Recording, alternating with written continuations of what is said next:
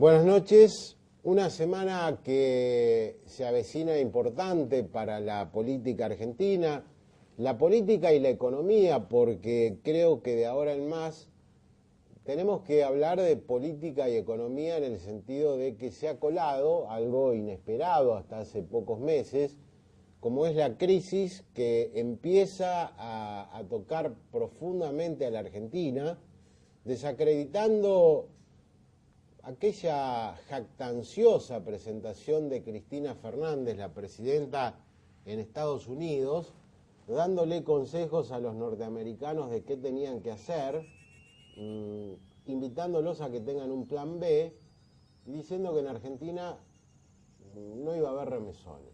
¿Vive en una burbuja esta mujer?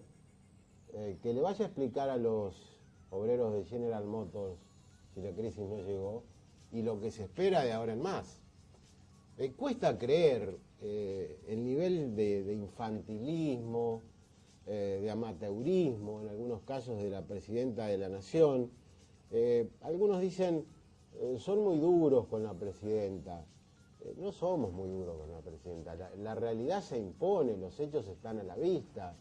Decir que semejante crisis en el principal país del planeta no va a provocar sacudones en las naciones emergentes es no conocer la realidad básica con la cual se maneja la economía mundial. Y la crisis ha llegado, la crisis augura momentos muy difíciles para lo que queda del 2008 y mucho más para el 2009. Santa Fe ha recibido 2 misiles, 2 masazos, uno tiene que ver con el conflicto del campo, del cual todavía no se ha podido recuperar, y ahora llega esto. En consecuencia tendrán que operar, tendrán que actuar como mediadores, los partidos políticos de la provincia, los dirigentes más importantes de esta provincia, porque lo que se avisora es muy grave. Hay un informe de las empresas multinacionales que le han aconsejado a las filiales de Latinoamérica, específicamente de la República Argentina, a que en sus presupuestos tiene que haber, en cuanto a masa salarial, un 19% menos para el próximo año. Esto no quiere decir que se rebajen salarios, esto quiere decir despidos. La situación es francamente muy grave. Se une la cuestión de las jubilaciones, que me parece es otro escándalo. Creo que, más, las jubilaciones no son de derecha ni izquierda, vamos a partir de esa base. ¿A ustedes les parece que en medio de semejante crisis puede un gobierno decidir per se, puede la presidenta y su marido, porque ni los ministros estaban enterados, cambiar el régimen, el sistema de algo tan trascendente como es el dinero de los futuros jubilados? Fueron a las cajas, no les salió con la resolución 125 y van por esto ahora en el Congreso. El Congreso tendrá la última palabra, se verá allí qué es lo que van a hacer. Se dice que el gobierno tiene diputados el número suficiente, después pasa al Senado, allí es una incógnita que vamos a tratar de velar, de charlar, de dialogar con nuestro invitado de hoy, que se llama Rubén Giustiniani, tras la primera pausa comercial. Diario La Capital, 140 años. Lo dicho entonces, está con nosotros el senador Rubén Giustiniani. Bienvenido, Rubén. Un gusto estar acá, gracias. Bueno, les esperan estos últimos meses hasta que finaliza el año con una agenda temática en el Senado bastante cargada, ¿no? Sí, esta semana tenemos el tratamiento del presupuesto, o sea, ya le dio media sanción diputados y ahora nos toca a nosotros. Bueno, vamos a volver a reiterar nuestras serias disidencias con un presupuesto que, si los últimos años nos tenía acostumbrados a que casi repetíamos los discursos año por año, pues le decíamos, bueno, esto es un dibujo, este presupuesto no se condice con la realidad. ¿Por qué? Porque subestimaba los ingresos, sobreestimaba los gastos. ¿Esto qué quiere decir? Que entrado el año el gobierno contaba con una gigantesca masa de recursos que podía apropiársela y usarla discrecionalmente. Fíjese que en septiembre, cuando el 15 de septiembre el gobierno manda el presupuesto al Congreso, en la misma semana, un día después, firma la presidencia el decreto de necesidad y urgencia, pidiendo la ampliación de partidas por 36.000 millones de pesos. Es decir, era lógico que el año anterior, cuando lo habíamos tratado el presupuesto, ya le habíamos avisado que iba a pasar esto. Así que bueno, este presupuesto agravado por la no consideración en el mismo de todo lo que está pasando en el mundo y que afecta en Argentina, lo cual determina una baja de los commodities, es decir, del precio de la soja, de los cereales, una baja de los precios del petróleo, y esto tiene fuerte impacto en los que han sido las columnas vertebrales de, digamos, el diseño macroeconómico que hizo La Baña ya primero con Duhalde y que los Kirchner lo mantuvieron, pero que hoy ya, ante una economía que ha cambiado, no se sostiene. Son los superávit gemelos, es decir, al bajar la soja, al bajar el petróleo, la balanza comercial se resiente mucho, se resiente al bajar el precio de commodity, las retenciones agropecuarias, que era la otra columna, y se resiente el cuarto pilar, que era el llamado del dólar alto, es decir, ante un mundo donde el dólar venía cayendo y se depreciaba,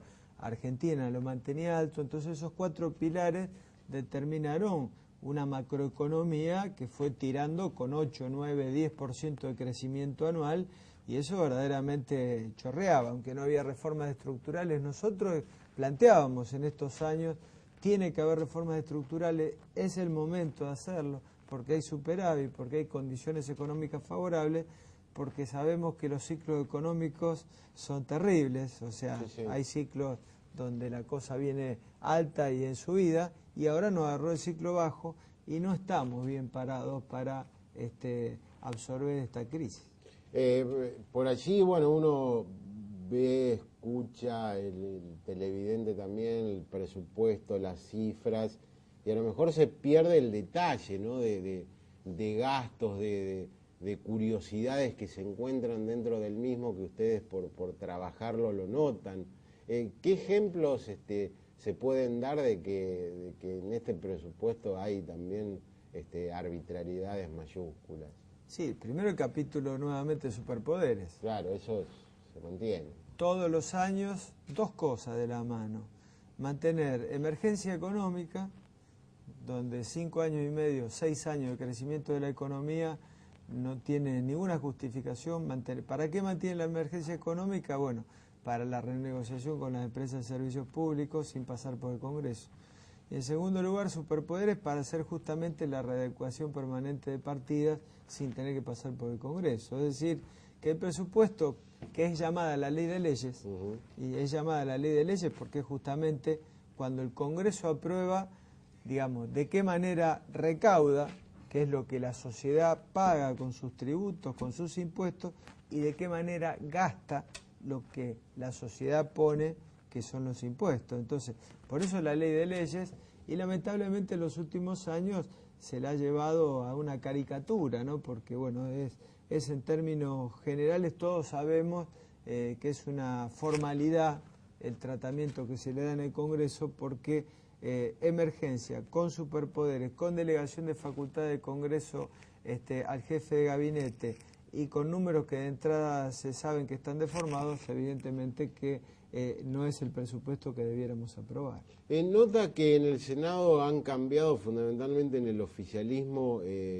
algunas posiciones. Uno lo ve con las leyes posteriores, que han sido casi todas modificadas, pero digo, de aquel seguidismo que se hacía por parte de los senadores oficialistas, ¿se pasó a un nivel un poco más crítico a la hora de analizar las leyes? Sí, hay un antes y un después de la 125, de la resolución 125. El antes y el después está marcado por un descenso del consenso de la sociedad respecto a la presidenta y al expresidente Kirchner, que determina que justicialismo a ser una máquina de poder y que se disciplina a través del poder, hoy ya ese disciplinamiento cerrado, en donde el Ejecutivo mandaba leyes y a libro cerrado, de manera disciplinada, sus legisladores votaban, eso ya no pasa más. No pasa más porque la presidenta está en niveles muy bajos de adhesión de la sociedad. Claro, yo quería consultarlo. Leí ayer a Morales Solá que habla de un 2% en Capital Federal. Esto es tremendo. Sí, yo creo que uno lo percibe, ¿no? Lo percibe también en el interior.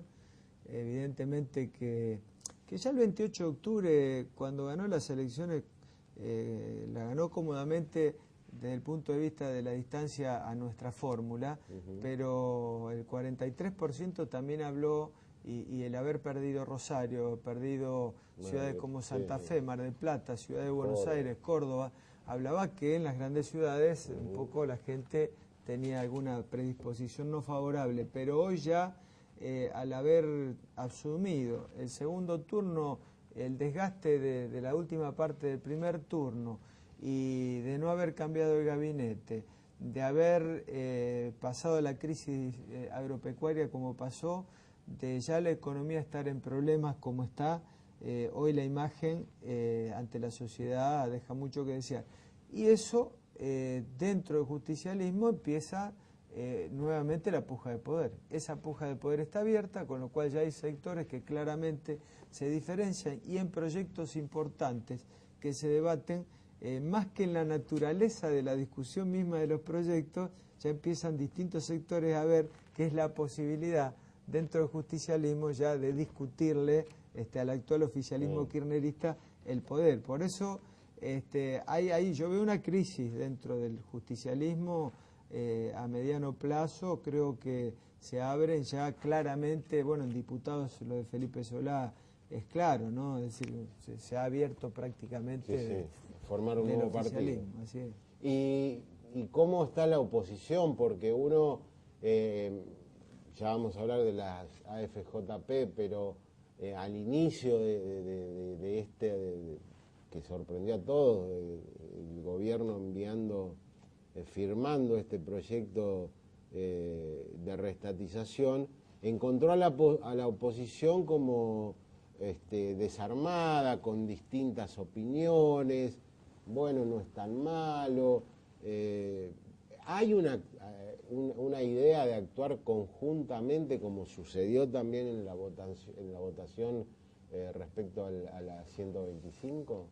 Yo creo que cada tema no puede tratarse de manera igual. No fue igual la resolución 125 del conflicto agropecuario al tratamiento de aerolíneas, al tratamiento de la movilidad previsional o ahora al tratamiento de la FJP. Pero es muy importante la pregunta: ¿en qué sentido?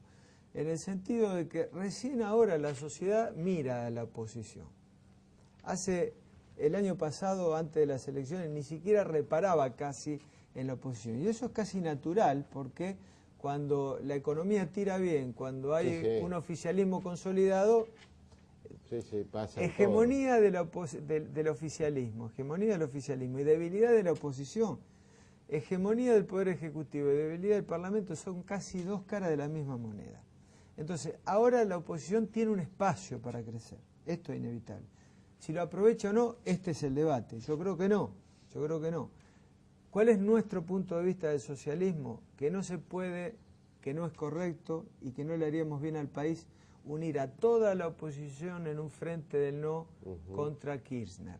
No sería bueno. Es decir, hacer oposición como anti-kirchnerismo no sería bueno. ¿Por qué?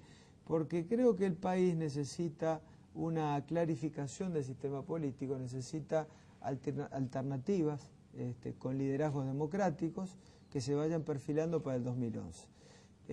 Fíjese usted que cuando yo en Mina Clavero dije que, como lo hacemos en Santa Fe, es necesario un frente progresista donde radicales, socialistas, integrantes de otra fuerza, coalición cívica, ARI, podamos confluir en un mismo espacio, fue un hecho político donde toda una semana se estuvo discutiendo sobre eso.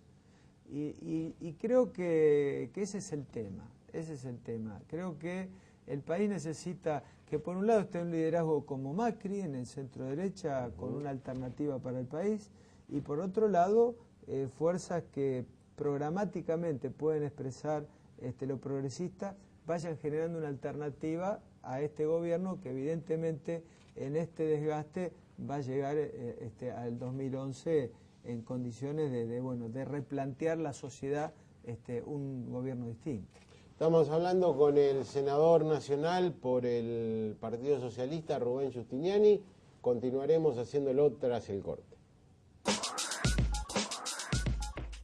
Seguimos con el senador Giustiniani.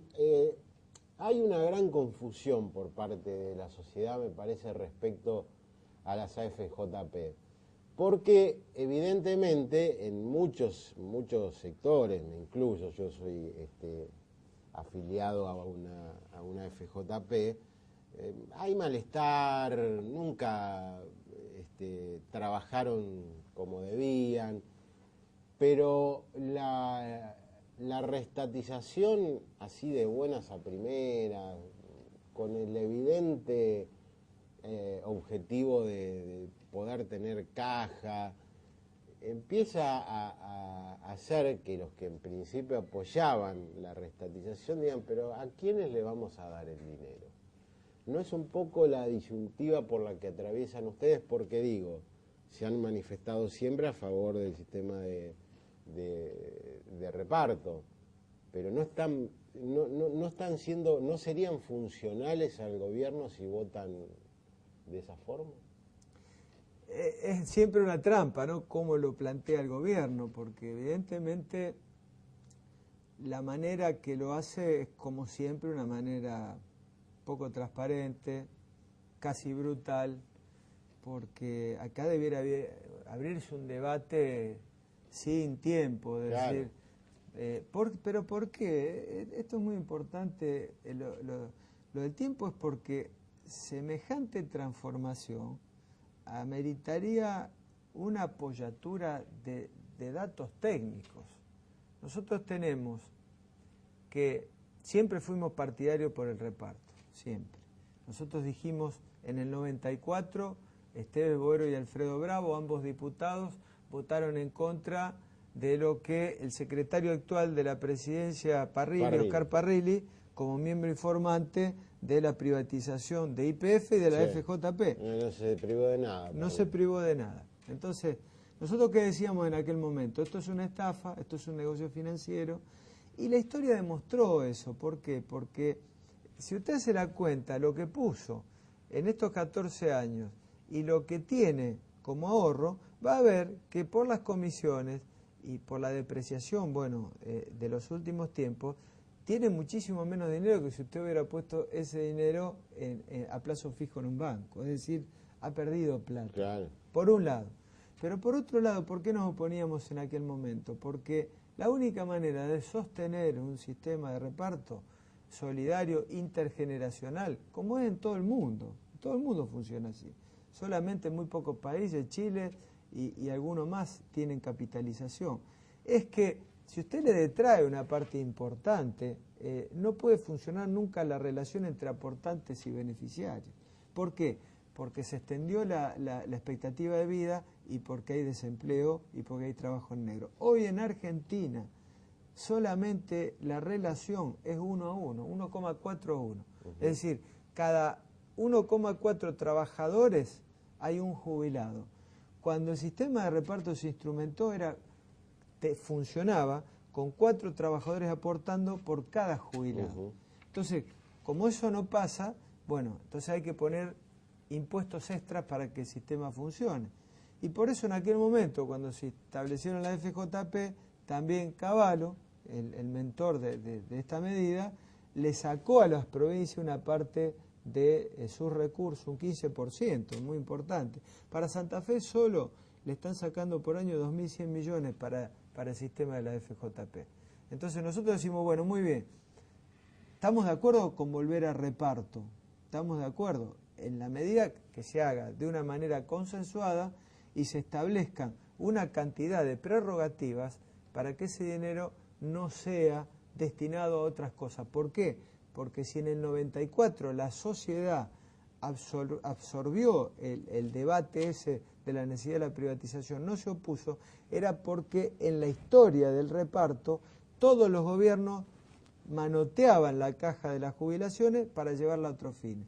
Entonces, si volvemos a esa misma experiencia, dentro de 10 años, a pesar de que pasemos al reparto, la sociedad va a decir, esto no está funcionando. Entonces nosotros decimos que esos recursos que son de los trabajadores, que son de los jubilados, no son del gobierno de turno, deben manejarse de manera autónoma y garantizarse con un consejo donde estén los trabajadores, representantes de los trabajadores, de los empresarios, del gobierno de turno y de los empresarios para manejar ese dinero, para que ese dinero no pueda desviarse para fines diferentes. Colijo de lo que usted dice, que van a votar en contra de este proyecto. Nosotros estamos planteando modificaciones al proyecto, claro, y veremos cuál es la actitud del oficialismo en esta semana, si acepta modificaciones importantes que son las que estamos planteando. ¿En el Senado hay en el oficialismo clima para hacer modificaciones? Yo creo que las modificaciones, si se hacen, las tiene que mostrar el oficialismo, la voluntad y la predisposición ahora en el tratamiento que está haciendo en diputados. Si no, sería muy peligroso porque el Senado puede producir nosotros al revés. Exactamente, por eso hay un antes y un después de la 125. Sí, sí. Entonces, evidentemente que el gobierno con Aerolíneas Argentinas tuvo que modificar su proyecto original, si no iba a tener serios problemas tanto en diputados como en Senado. Entró un conejo y salió una liebre. Sí, sí, tuvo modificaciones importantes, digo, no la suficiente en el caso de Aerolíneas para ver que nosotros pudiéramos votar a favor, porque terminamos votando en contra nuestro proyecto, porque terminó avalando ese contrato que habían hecho con el Grupo Marzán.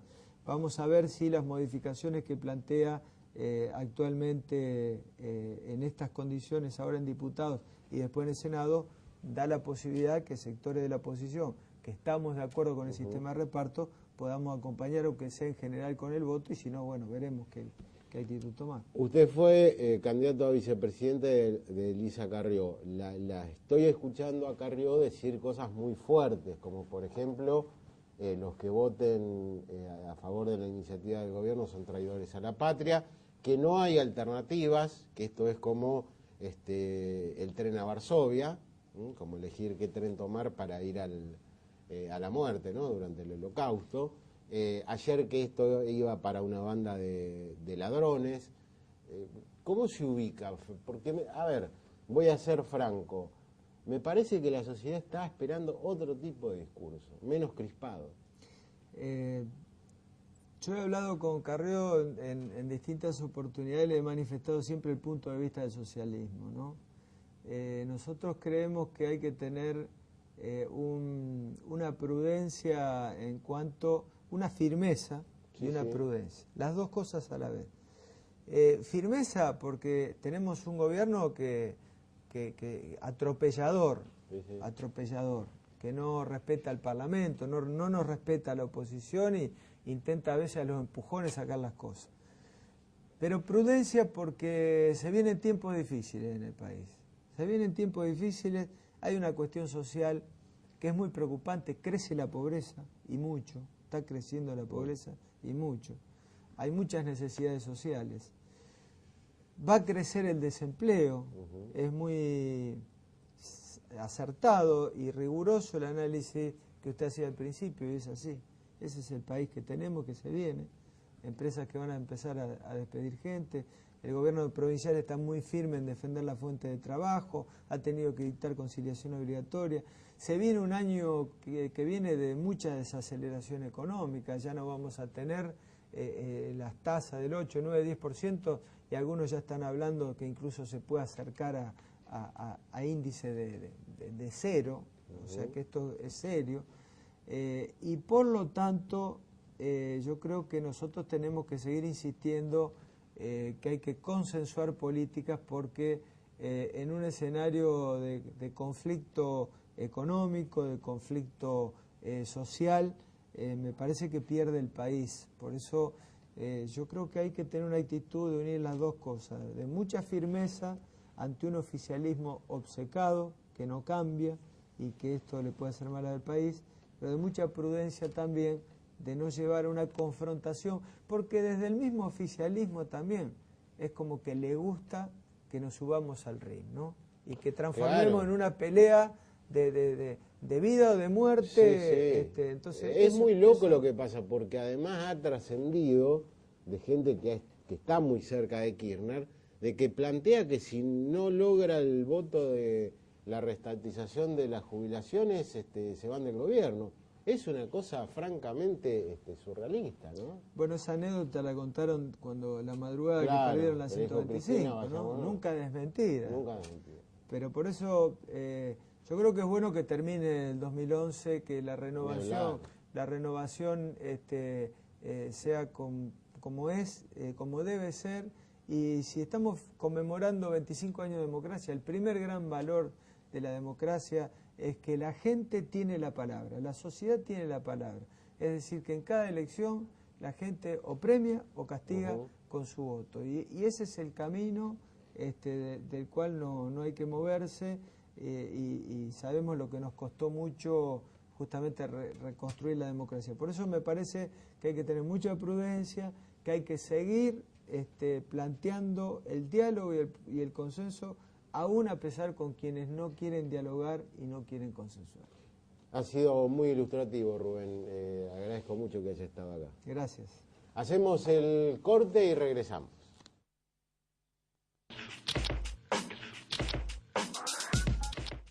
Está con nosotros Marcelo Dainotto, que es el secretario general del Sindicato de Camioneros de la provincia de Santa Fe. Bienvenido, Dainotto. ¿Qué tal? Buenas tardes. Y bueno, un gusto estar acá con vos y con el programa, con toda la audiencia que vos tenés. Es interesante charlar, Dainotto, sobre lo siguiente. Se ha vuelto a generar un clima en la sociedad, entre los trabajadores, de mucho temor, de mucho miedo. Se está hablando de suspensiones, de despidos. ¿Cuál es su opinión sobre lo que está sucediendo? Y bueno, lo que pasa es que la crisis mundial, como nosotros no estamos fuera de esta crisis, aparte cada vez que nos toca una crisis, sea el tequila, sea cual sea, siempre nos ha tocado muy de lleno a la República Argentina. El temor es ese, que la crisis cale profundo en la sociedad, en la parte empresaria, que ojalá que no sea así, yo creo que no tendría que ser así, porque este no es un país que ha financiado nada, porque los bancos acá no dan crédito, así que no estamos tan perjudicados como otros países donde sí los bancos financiaban la vivienda, financiaban. Acá no se financia, así que por ese lado yo soy optimista de que no vamos a estar tan mal, pero sí soy pesimista en que se están viendo ya muchas movidas sobre todo la gente de la carne, la gente desmata, muchos gremios de la producción que lamentablemente van a bajar su caudal de trabajo. Entonces, bueno, eso nos va a afectar a todos. A la parte del transporte todavía no la afectó, pero cuando esto es toda una cadena, se va a ir, cuando se afecte el transporte ya es porque ya estamos enterrados, ¿no? Se dice que respecto al sector que usted conduce en la provincia de Santa Fe, que son como privilegiados, ¿no? Que los sueldos de los camioneros son los más altos que se pagan en la Argentina. Y lo que usted dice es verdad, es decir, la crisis a priori no los afectaría. ¿Cuánto hay de mito en lo primero? Nosotros tenemos en el tema de sueldos, sí, somos los mejores sueldos del país, ahora estamos haciendo, porque esto es una lucha que, gracias al compañero Hugo Moyano, venimos haciendo desde hace mucho tiempo, desde la época, bueno, desde que Hugo conduce la Federación Nacional de Camioneros hace nada más que 16 años, bueno, y ahí empezamos a crecer en el tema salarial, al punto que hoy somos, es cierto, uno de los gremios más fuertes del país. En el tema salario, estamos percibiendo, cualquier trabajador nuestro, el mínimo que se percibe con todos los ítems son 3.000 pesos. Entonces, por ahí justamente la municipalidad o que ahora tiene que pasar la recolección a pagar el nuevo convenio, pagarlo con el convenio nuestro, que es el 40/89, y tiene que aumentar más de un 30% el presupuesto, ¿no es cierto? Pero es la única ciudad del país que no tiene a la recolección dentro del convenio 40/89, así que... ¿Ustedes están pujando por eso? Nosotros en sí apoyamos al gremio que es del barrido, que lo lidera Marcelo Andrada, bueno, pero nosotros no tenemos, si bien está dentro de la federación el gremio, yo siempre le digo el hermano más chico nuestro. No está con nosotros en el sindicato de la provincia de Santa Fe. Yo soy independiente del sindicato de Rosario. Moyano, que es el titular nacional, adhiere fielmente a las políticas del kirchnerismo e incluso integra en un cargo muy alto la jefatura del Partido Justicialista. ¿Cuál es su posición respecto al gobierno nacional, al kirchnerismo y cómo se ubica dentro del PJ? No, yo también, yo acompaño todo lo que haga Hugo Moyano, lo acompaño y sobre todo la gestión a nivel nacional también la comparto, si bien hay cosas que por ahí uno puede decir que se podrían haber hecho de otra forma o más suave o más o no haber llegado a 90 días de paro con el campo, pero yo comparto que este es un gobierno que yo creo que hacía años que no había un gobierno realmente justicialista y que trabajaba para el pueblo. Por eso yo creo que como le pasó a Perón en la época de los 50, le está pasando a este gobierno. Es un gobierno que está molestando a alguna parte de la sociedad porque le está dando a la más necesitada, que es la parte del pueblo.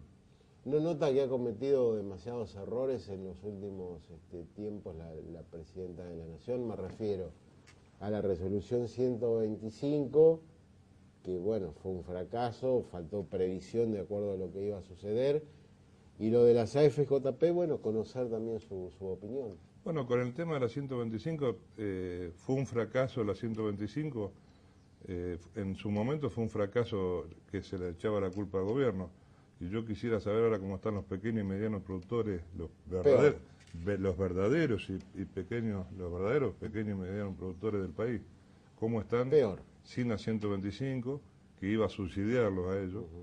Entonces, ¿de quién fue el fracaso? Por eso uno siempre dice, bueno, la historia va a juzgar cómo se dieron los hechos. Sí, en su momento fue un fracaso, el voto de Cobo y todo eso hizo fracasar el gobierno de Cristina, pero hay que estudiar bien a fondo y sobre todo sentar en la mesa chica a los verdaderos productores chicos y medianos, a ver quién salió más favorecido, quién salió más perjudicado. Y si no hubo alguna traición de por medio, que los productores chicos ahora están totalmente perjudicados. Y respecto a las AFJP, ¿cuál es su posición? ¿Avala la reestatización? ¿Han tenido ustedes participación en la AFJP? No. Camionero nunca tuvo participación porque Camionero hace 14 años que viene diciendo lo que pasó ahora. Hugo Moyano sobre todo, y bueno, y todos los que conducimos, y Abel Veroy, que estaba al frente del sindicato de la provincia de Santa Fe, todos aconsejábamos a nuestros afiliados que no se pasaran a la FJP, que no se fueran del reparto. Y tengo pruebas y las puedo mostrar de que nosotros hasta hicimos una campaña en que no se fueran porque todo lo que parecía muy lindo, eran muy lindas las chicas, las promotoras, todo lo que mostraban era muy lindo, y cuando la limosna es grande, hasta el santo desconfía. Sí. Y bueno, y de acá nos pasó, yo fui un cabeza dura que me pasó una FJP, y después en el 2001 me acuerdo que no había quedado de lo que veníamos aportando a la FJP, era nada. Así que fui el primero que me cambié cuando salió la reforma, que encima nos tenían cautivos, porque no nos podíamos ir de la FJP. Entonces eso ya ahí estaba dando un signo de que si abrían el libro de pases, se iba a ir un montón de gente. Y bueno, pero no ocurrió. No ocurrió.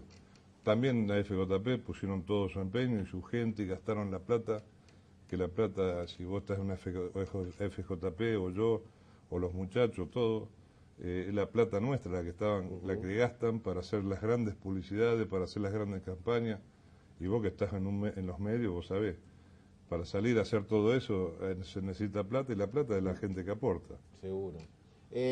Hablaba de Veroy. Primero, usted es quien lo sucede, y lo otro es cuál es su idea sobre lo que pasó con este crimen horrendo. Bueno, sobre lo que sí, yo tuve la suerte y la desgracia, como digo yo, siempre, yo era un amigo de Abel. Aparte de ser el tesorero, yo era antes el tesorero del sindicato de la provincia de Santa Fe, fui durante muchos años, primero fui el secretario administrativo y después el tesorero de él, desde que él asumió en el 2000 la conducción, fui el tesorero de la obra social, y bueno, siempre fui el tesorero, la mano derecha de él, el hombre de confianza que tenía él. Cuando pasa esto, ahora el 27 de noviembre va a ser un año que lo agredieron, la verdad que nos quedamos todos congelados a lo que pasaba. Y uno de los que comete el error de avisarle a Hugo Moyano que lo habían robado fui yo, porque lo primero que me dicen, lo robaron a Abel y lo robaron en el Automóvil Club, estaban en el ECA, que desde ya le mando un agradecimiento a todo el personal, a todo, porque la verdad que lo atendieron como de maravilla, bueno, pero lamentablemente no aguantó, fueron unas heridas que le provocaron la muerte, y bueno, ahí sale esa confusión que Moyano sale a decir que había sido un robo, porque de acá se le había dicho que había sido un robo, porque él estaba viajando ese día a La Rioja o a San Luis, no me acuerdo dónde, porque ese día fue un día tan largo, tan de que no sabíamos, bueno, pero la confusión sale de acá, de Rosario, que le decimos que fue un robo. Después empezamos a ver, bueno, que no, porque en ese momento no sabíamos qué era lo que estaba pasando. ¿Y su hipótesis de lo que ocurrió cuál es? Si es que tiene alguna. Y la hipótesis es que hubo una interna sindical, después la justicia yo creo que va a tener que decir bien qué es lo que pasó, bueno, pero en su momento nosotros salimos a decir que era un robo porque pensamos que era un robo, porque se daba todo como un robo, pero después, bueno, viendo lo que había pasado, que no le había faltado nada, y bueno, y después empezaron a salir un poco las evidencias, y así, bueno, eso estamos esperando que el juez Barbero, en quien yo confío mucho, el juez Barbero, un juez que yo creo que o la justicia o él viene despacio, pero viene trabajando a pasos muy firmes, y yo creo que él va a llegar a un buen puerto a decir quién cometió este horrendo crimen, ¿cierto? ¿Quién fue el ideólogo? Ya el que lo cometió ya está detenido. Claro. Respecto a, bueno, usted tiene pertenencia peronista, trabaja sindicalmente en la provincia de Santa Fe. ¿Cómo observa usted la situación del peronismo santafesino y en qué sector se alinea o con quiénes tiene más simpatía? Bueno, yo soy un peronista que siempre me gustó y me gusta mucho la conducción o la parte de rotamismo. Si bien yo y siempre lo he dicho, yo tengo muy buena relación con Luis Rubeo, con mucha gente que por ahí es de la otra línea, pero yo siempre hablo de que acá el peronismo tiene que estar más unido, tenemos que trabajar más en conjunto y terminar un poco con tantas divisiones, que es clásico en el peronismo, tener un poco las divisiones que tenemos, bueno, pero yo creo que de una vez por todas tenemos que juntarnos y trabajar por el peronismo de la provincia, que no era tan malo, viendo otras cosas no era tan malo. A eso quería llegar. ¿Cómo observa usted al actual gobierno de Hermes Vinos? No, lo veo que es un gobierno que está recién iniciando, y hay que, bueno, desearle todo lo mejor, porque a ellos yéndole bien, nos va bien a todos, y bueno, ahí los estamos viendo que le está costando por ahí un poco. También son momentos difíciles, agarró un paro del campo, la sequía del campo, porque nosotros somos una provincia muy agrícola, Entonces estamos un poco, yo creo que estaba en eso, perjudicó al nuevo gobierno, ¿no es cierto? Pero yo creo que el LOLE es un referente dentro de la provincia y habría que alinearse, Rossi también un referente, pero yo creo que tendrían que juntarse un poco más y trabajar todo en conjunto, no tener tan dividido en dos sectores importantes como es el Partido Justicialista dentro de la provincia. Marcelo Aineto, le agradezco mucho que haya estado en nuestro programa. No, un agradecido soy yo por haberlo permitido compartir acá este rato y poder charlar con usted y la gente. Muchas gracias. Hacemos el último corte y conclusiones de este programa.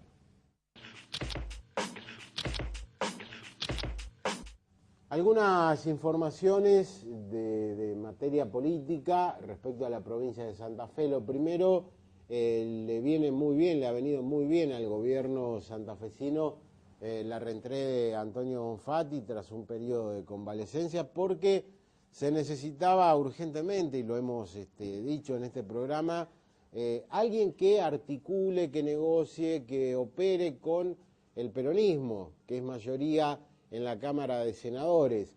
Esto que ustedes escuchan, leen,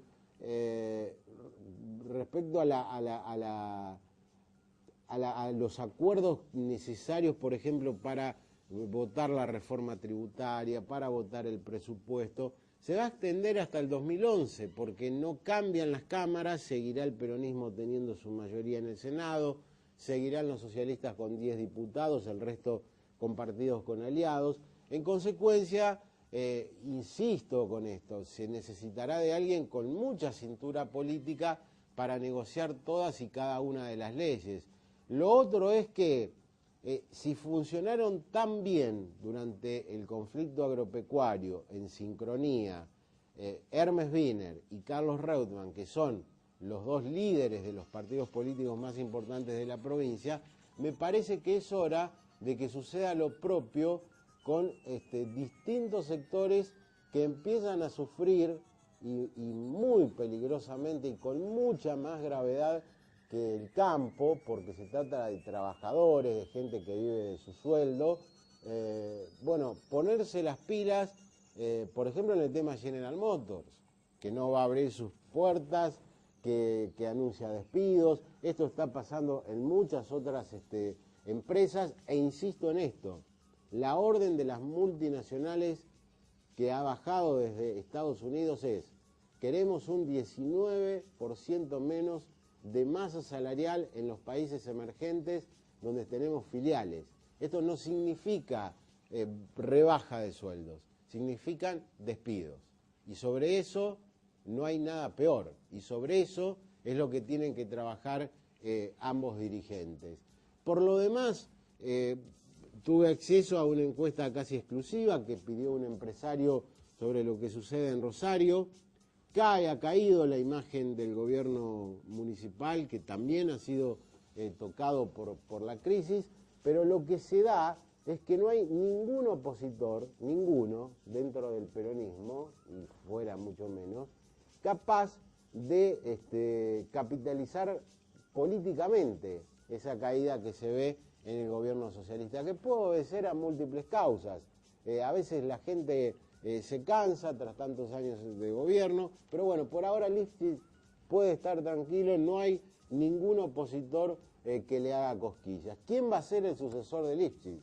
Esa es la gran pregunta. Se habla de Girardi, se habla de Clara García, se habla por allí de Samarini. Esto forma parte de la interna socialista, que ustedes saben ha tenido algunos cimbronazos con la recepción que le hizo Samarini a Héctor Caballero, y es un tema aún no terminado. Lo que sí terminó es en profundidad. Volvemos en 7 días. Muchas gracias.